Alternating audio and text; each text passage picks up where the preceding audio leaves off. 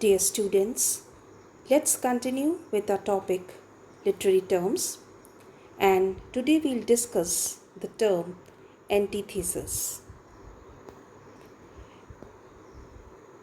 Antithesis literally means opposite. It's a rhetorical device in which two opposite ideas are put together in a sentence to achieve a contrasting effect. Antithesis emphasizes the idea of contrast by parallel structures of the contrasted phrases or clauses. The structures of phrases and clauses are similar in order to draw the attention of the listeners or readers. We can say that it is a contrast or opposition in meaning emphasized by a parallel in grammatical structure. Now, what is the function of antithesis? Why we use this literary device? A device like antithesis uses words to convey ideas in different ways from the common words and expressions of daily life. And this way it conveys meaning more vividly than ordinary speech. When contrasting ideas are brought together, the idea is expressed more emphatically.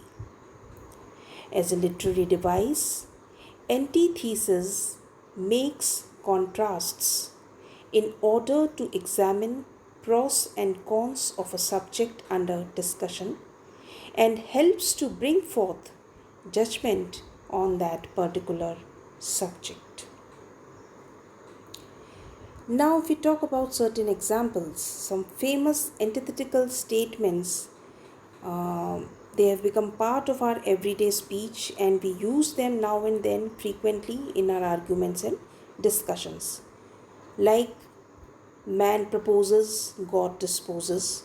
So there is a parallel grammatical structure. Then, give every man thy ear, but few thy voice. So two opposite concepts or views are yoked together in a sentence, and there is a parallelism in grammatical structure in that sentence. Another example is, speech is silver, but silence is gold. Then, patience is bitter, but it has a sweet fruit. Money is the root of all evil. Poverty is the fruit of all goodness.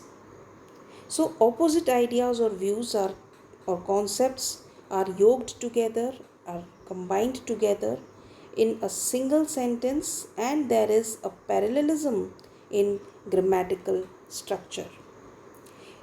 Another example, you are easy on the eyes but hard on the heart.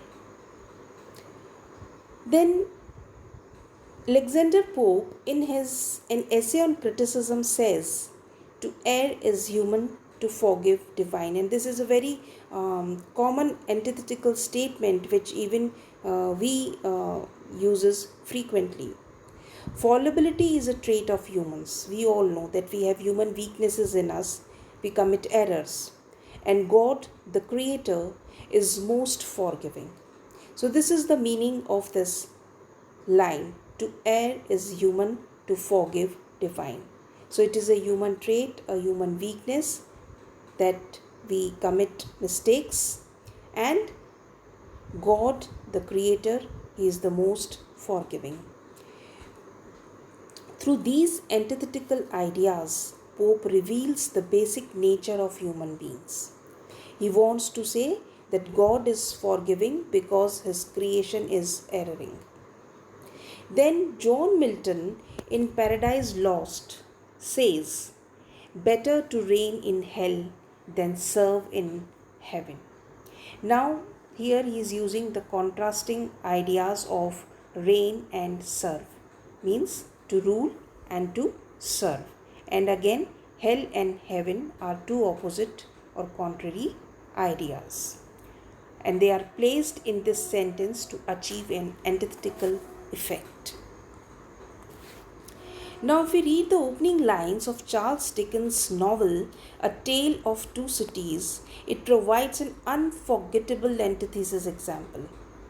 It goes like this: it was the best of times, it was the worst of times. It was the age of wisdom, it was the age of foolishness. It was the epoch of belief, it was the epoch of incredulity. It was the season of light, it was the season of darkness. It was the spring of hope, it was the winter of despair. We had everything before us, we had nothing before us. We were all going direct to heaven, we were all going direct the other way. Now, the contrasting ideas set in parallel structures markedly highlight the conflict that existed in the time discussed in the novel. So, very beautifully, Charles Dickens expresses his views regarding the conflicts that existed in that time in his novel. So, this way, the meaning, definition, and examples of antithesis we have discussed today, and I hope this term is now clear to you. Thank you.